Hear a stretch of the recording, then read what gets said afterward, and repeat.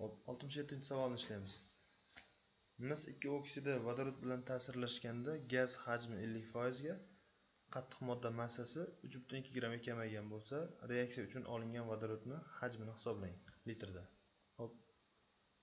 Mis 2 oksidi vodorod bilan qaytarilganda mis olinadi plus suv ajralib chiqadi. Endi qattiq modda massasi 3,2 g ga kamaydi degani mis oksiddan misga o'tyapti.